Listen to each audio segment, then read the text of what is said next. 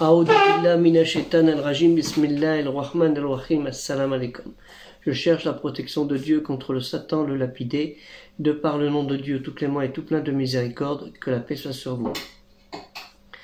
Pensez à partager la vidéo, la liker, souscrire à la chaîne et contribuer en aidant le projet Tipeee culturel musulman universel. Vous pouvez voir tout ce que nous proposons pour la communauté musulmane en France, dans sa diversité, sans exception. 2 € par personne sont les bienvenus, mais si vous voulez donner plus, il n'y a aucun problème, car les musulmans en général sont dans la générosité et la fraternité. Les actes ne valent que par les intentions. On vous remercie beaucoup. Jazakallahu khair. Nous allons aborder un sujet d'actualité, disons depuis quand même pas mal de décennies, celle de l'écologie. Allah Ta'ala, le très haut exalté soit-il, nous dit dans la sourate 17, Al-Isra, le voyage nocturne, ou aussi appelé Ben Israël, les enfants d'Israël, la descendance de Jacob, au verset 37. Ce verset qui date de la période mécoise, qui occupe en fait la 50e place dans l'ordre chronologique. Allah Ta'ala, lui le très haut exalté soit-il, nous dit: ne marche pas avec faste sur la terre, car jamais tu ne sauras la fendre, ni te hausser au niveau des montagnes. Wala tamshi fil al-ard marahan innaka la tahrika al-hard wala tablugha al-jibala tu'ulan. Le musulman croyant dans l'obéissance et l'obédience, l'islam doit être le meilleur des écologistes. Parce que c'est un précepte révélé par Dieu, le très haut exalté soit-il, Allah Ta'ala, et objectivement, on ne peut pas dire qu'actuellement les musulmans dans l'ensemble soient très représentativement des modèles convaincants. Il suffit de voir les espaces verts, comment ils sont en terre d'islam, malheureusement, à part certains jardins privatifs ou pour des personnalités très haut placées. Ou là, vous pouvez voir, c'est très joli. Ou pour le tourisme. Ce qui n'est pas normal. Mais ça n'empêche pas, c'est pas parce qu'on est pauvre qu'on doit être sale. Nous devons assumer la réalité et accepter dans ce domaine la préservation de la planète et de nous remettre en question. Que ce soit au niveau personnel ou au niveau communautaire, les musulmans, el-muslimines, el-mouminines, les obéissants, les croyants, doivent travailler leur foi en Dieu, en sa loi, c'est-à-dire al-sharia, la loi musulmane, qui est aussi un système intelligent dans l'écologie. Et pour cela, il y a le fiqh, la jurisprudence musulmane, qui comporte un bon nombre de règles en étroite liaison avec cette finalité, notamment l'interdiction de causer des dommages à la terre ou de la corrompre. La notion d'hygiène est sainte dans la religion et promet l'esprit, exemple, dans l'économie de l'eau et de sa préservation, de sa propreté, ainsi que de ses lieux. Comme cela est prescrit aussi dans le cas des mosquées, le masjid, des lieux de rassemblement, où il est privilégié d'utiliser l'eau à bon escient, ça veut dire ne pas la gaspiller. Et j'avais fait une vidéo à ce sujet, comment on fait les ablutions. C'est un fil d'eau, c'est pas 5 litres d'eau ou 20 litres d'eau pour faire les petites ablutions. Et ça fait partie de l'écologie, parce que toute cette eau perdue, cette eau ne peut pas être utilisée convenablement pour d'autres choses, ne serait-ce que pour l'alimentation des animaux ou l'alimentation des humains. Et ça, c'est important. Ou aussi, exemple, ne pas cracher dans les mosquées, par terre, ou à l'entrée de la mosquée. Donc c'est important, ne consommez pas exagérément l'eau, c'est une chose importante. Surtout, l'eau, c'est une denrée rare et chère.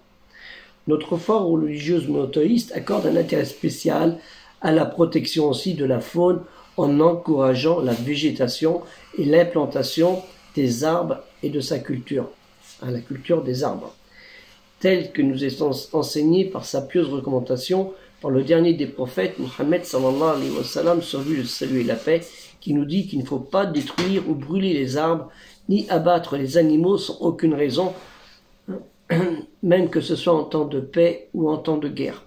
Si nous sommes en temps de guerre, je parle en temps de guerre non pas qu'en tant qu'agresseur, mais en tant qu'agressé, ça ne justifie pas de faire la terre brûlée. C'est interdit. Malheureusement, ce n'est pas le cas. Nous avons la chance d'avoir une législation divine qui nous permet de prévenir de tous les maux que la terre peut rencontrer. À l'inverse, la société dans laquelle nous vivons ne fait que tenter de répondre tant bien que mal à l'urgence maintenant qu'elle est devant le fait accompli. Vous le voyez bien, c'est ce que souvent les gens appellent le changement climatique, qui n'est pas un effet que naturel, comme ça vient comme ça, non, c'est aussi la responsabilité de l'humain qui en est peut-être le facteur. Il est trop tard pour être pessimiste. Nous n'avons pas le droit de baisser les bras.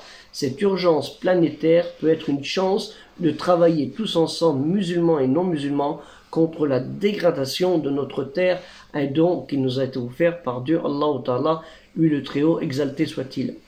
Ce serait aussi une occasion pour les non-musulmans de comprendre la religion, l'islam, l'obéissance dans l'obédience, si nous donnons le bon comportement à ce sujet.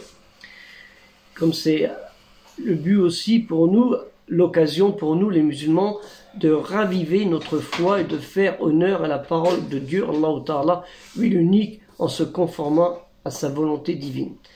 Car n'oublions pas, la religion ce n'est pas que de faire de la prière, le ramadan, le jeûne, le zakat, etc. et de faire le shahada, l'attestation, le témoignage. Le témoignage, ça englobe toute une totalité de la vie de l'être humain dans sa vie communautaire avec les autres et de sa vie d'engagement avec la terre. La question de la préservation de l'environnement dans le cadre de la stratégie du développement durable est une des priorités de notre temps et de notre lieu de vie. La culture de la défense de la nature se consolide. Chaque citoyen doit moralement être un écologiste, au chevet de la nature car c'est l'affaire de tous. Il est urgent de remettre à jour l'écologie. C'est une question de survie. L'enjeu aujourd'hui en est la préservation des bases de la vie de la planète. Nous le voyons avec l'exil des populations actuellement qui quittent, non pas parce qu'il y a souvent des dictatures, des effets de guerre et autres, mais parce que ce qu'on appelle le dérèglement climatique, ils n'ont pas d'eau pour survivre, donc pas de travail, pas d'avenir, et ils cherchent l'avenir là où ils pensent être le meilleur, et souvent en terre qu'on dit non islamique, malgré qu'il y a la terre d'islam, toute la terre appartient à Dieu. Et c'est bien dommageable, parce que plus nous serons nombreux dans un minimum de terre, plus nous aurons un problème à survivre ensemble, au niveau de l'eau, la nature et de l'espace, d'où peut-être des conflits. La révélation récitée Al-Qur'an n'est pas qu'un livre scientifique, il y a un livre aussi qui parle de tout ce qui a rapport avec l'humain, et l'écologie en fait partie. La révélation récitée Al-Qur'an, la parole de Dieu, l'unique, Kalimati Allah, lie l'être humain à la nature. Le livre sacré propose souvent l'espace vert adjoint à l'eau, pure comme une parabole, le lieu idéal. Il suffit de voir les jardins, par exemple de Alhambra en Espagne, et autres jardins exceptionnels en terre d'islam qui ont été construits sur cette formulation. Allah Ta'ala, exalté soit-il, Dieu le Très-Haut, nous interpelle à prendre conscience que tout l'écosystème est lié. La protection de la nature dans toutes ses dimensions dépend des valeurs morales et éthiques que l'on porte. C'est très important. La révélation récitée, Al-Qur'an lie l'humain, comme j'ai dit, à la nature, c'est l'état de l'un rejaillit sur l'autre. L'esprit de l'utilisation de la culture en tout environnement encourage le développement des espaces verts et l'amour sur l'attachement de la préservation de la terre. Qui aime Dieu aime l'humain, qui aime Dieu aime la terre. Les espaces verts contribuent à la formation de microclimats sains, à l'amélioration des rendements du travail et à la réduction des pollutions et des maladies, au raffermissement des liens sociaux et au renforcement des espaces de convivialité. En somme, ils constituent des points d'ancrage de la qualité de la vie, d'où le célèbre hadith, le propos du prophète Mohammed sallallahu alayhi wa sallam, sur lui le salut et la paix de Dieu, qui stipule que d'après Anas ibn al-Malik, que Dieu l'a écrit, le prophète Mohammed sallallahu alayhi wa sallam, sur lui le salut et la paix, a dit: si l'heure a lieu alors que l'un d'entre vous a un petit palmier à planter dans sa main, s'il peut le planter avant qu'elle n'ait lieu, qui le plante. Rapporté par Al-Bukhari dans Al-Hadab al-Mufrad 479 et authentifié par Cheikh Albani. La révélation récitée, Al-Qur'an décrit avec précision des phénomènes naturels utiles pour l'humain: la pluie, le vent, les saisons, les plantes, les fruits, les astres. Allah Ta'ala, Dieu le Très-Haut, exalté soit-il, nous dit et il nous énonce la logique du respect de l'environnement comme fondement universel primordial. Le prophète Mohammed sallallahu alayhi wa sallam, sur lui le salut et la paix, a dit il avait conseillé lui-même aux cultivateurs qui s'occupent des palmiers de travailler selon les règles et coutumes rationnelles. Pas traditionnelles, rationnelles. Le musulman, le musulman, le croyant, l'obéissant en Dieu, celui qui est dans l'obédience, est fier de la logique naturaliste, celle révélée par Al-Qur'an.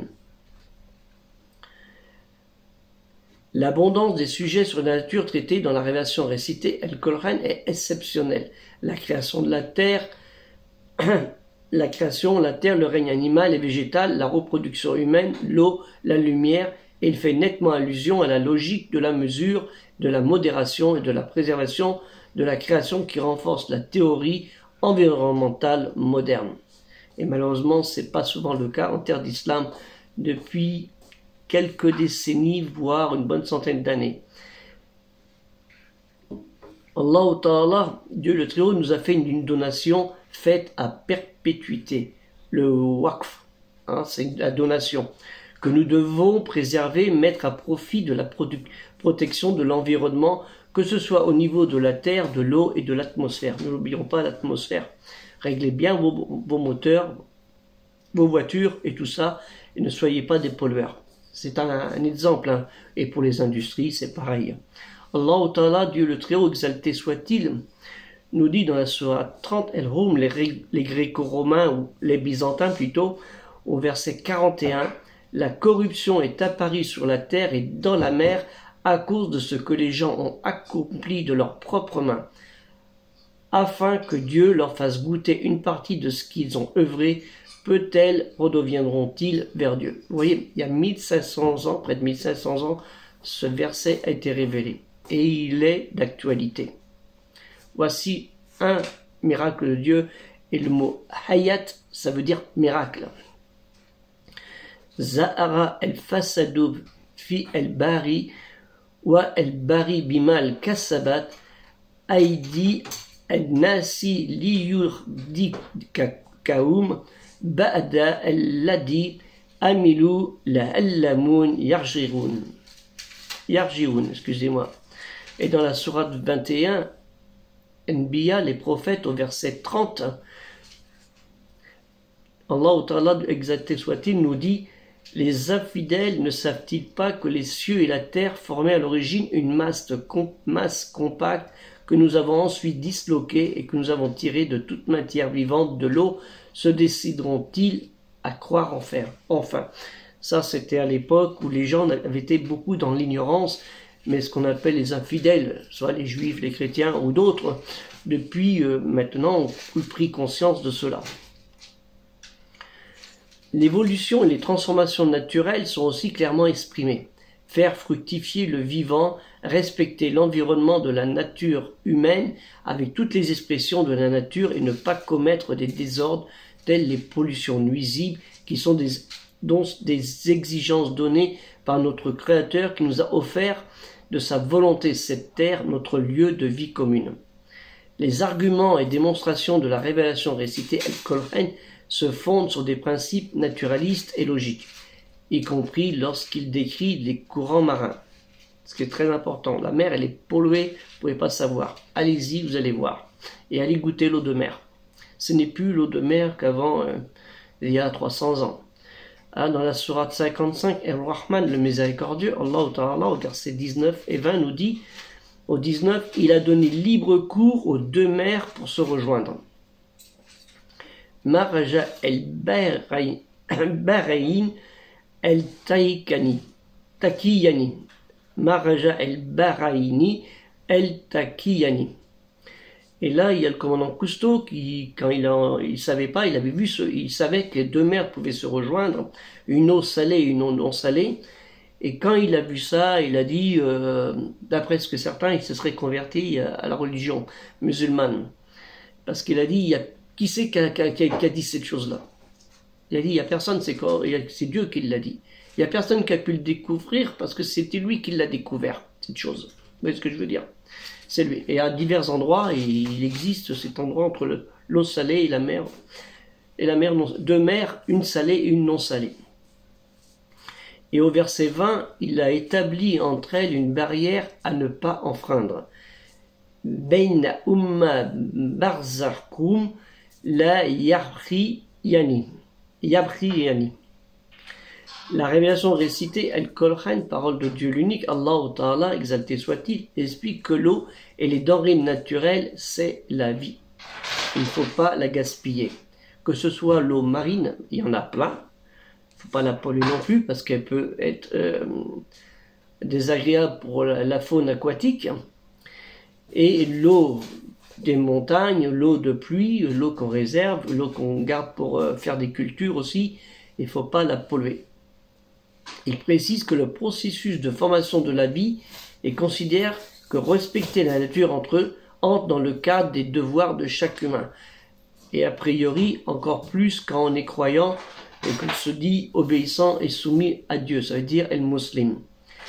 La révélation récitée, Al-Qur'an, de matière naturelle, démontre que la terre tout entière est un lieu unique à ne pas dilapider. Et malheureusement, on a le compte nature, le compte survie qui nous permet de vivre, on l'a bien entamé et ça ne va pas se régénérer comme ça.